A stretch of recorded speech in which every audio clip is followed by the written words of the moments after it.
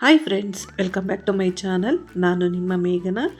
ಇವತ್ತಿನ ವಿಡಿಯೋದಲ್ಲಿ mushroom paper dry ಯಾವ ರೀತಿ ಮಾಡೋದು ಅಂತ ತೋರಿಸ್ಕೊಡ್ತಾ ಇದ್ದೀನಿ. ಈಗಂತೂ ಸಾಯಂಕಾಲ ಆದರೆ ಸಾಕು ಮಳೆ ಬರುತ್ತೆ. ಈ ಮಳೆಗೆ ಏನಾದರೂ ಸ್ವಲ್ಪ ಖಾರವಾಗಿ ತಿನ್ನಬೇಕು ಅನಿಸುತ್ತೆ. ಈ ಥರ ಮಶ್ರೂಮು ಫ್ರೈ ಮಾಡಿಕೊಟ್ರೆ ನೀವು ಇದು ಮಕ್ಕಳಿಗೆ ಸ್ನ್ಯಾಕ್ಸ್ಗಾದರೂ ಕೊಡ್ಬೋದು, ಇಲ್ಲ ಸೈಡ್ ಡಿಶ್ಶಿಗಾದರೂ ತೊಗೋಬೋದು.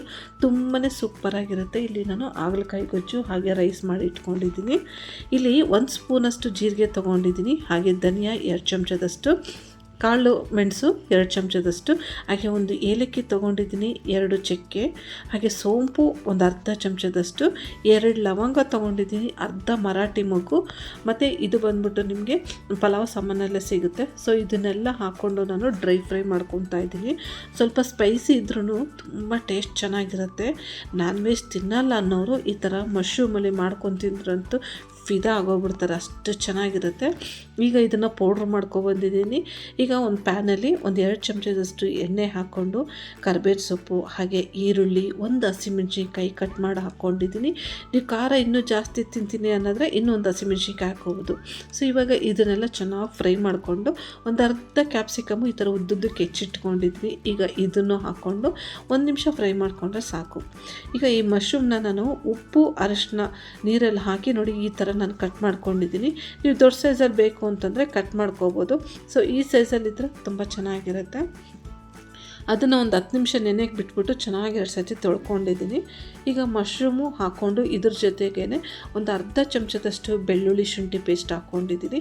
ಸ್ವಲ್ಪ ಹಸಿ ವಾಸನೆ ಹೋಗೋವರೆಗೂ ಅಂದರೆ ಒಂದು 2 ನಿಮಿಷ ಫ್ರೈ ಮಾಡಿಕೊಂಡು ಲಿಡ್ನ ಕ್ಲೋಸ್ ಮಾಡಿಕೊಂಡು ಸ್ವಲ್ಪ ಬೇಯಿಸ್ಕೋಬೇಕು. ಈಗ ನೋಡೋಣ, ಲಿಡ್ ಓಪನ್ ಮಾಡಿ ನೋಡಿ, ಇವಾಗ ಸ್ವಲ್ಪ ಬೆಂದಿದೆ. ಇದಕ್ಕೆ ನೀರು ಬೇಕು ಅಂತ ಏನಿಲ್ಲ, ಮಶ್ರೂಮಲ್ಲೇ ನೀರಿನ ಅಂಶ ಇರೋದ್ರಿಂದ ನಮಗೆ ಅದೇ ಸಾಕು. ಈಗ ಒಂದು 1/4 ಭಾಗ ಅಂದರೆ 1 ಟೊಮೊಟೊಲಿ 1/4 ಭಾಗ ಅಷ್ಟು ಟೊಮೊಟೊ ಹಾಕ್ಕೊಂಡಿದ್ದೀನಿ. ಇದು ಪ್ಯೂರಿ ಆಪ್ಷನಲ್ಲು, ಬೇಕು ಅಂತಂದ್ರೆ ಹಾಕ್ಕೋಬೋದು, ಇಲ್ಲ ಸ್ಕಿಪ್ ಮಾಡ್ಕೊಬೋದು.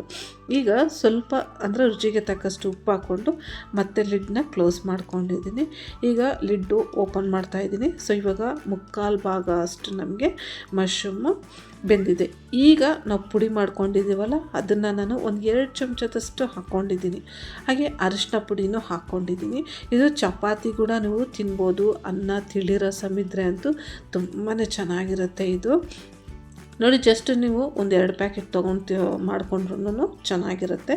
ಈಗ ಮಶ್ರೂಮ್ ಪೇಪರ್ ಡ್ರೈ ನಮಗೆ ರೆಡಿಯಾಗಿದೆ. ಸೈಡ್ ಡಿಶ್ಶಿಗೆ ಕೊನೆಯಲ್ಲಿ ಸ್ವಲ್ಪ ಕೊತ್ತಂಬರಿ ಸೊಪ್ಪು ಹಾಕ್ಕೊಂಡು ಈ ಥರ ಒಂದು ಸತಿ ಮಿಕ್ಸ್ ಮಾಡ್ಕೊಂಬಿಟ್ರೆ ಎಷ್ಟು ರುಚಿಯಾಗಿರುತ್ತೆ ಫ್ರೆಂಡ್ಸ್.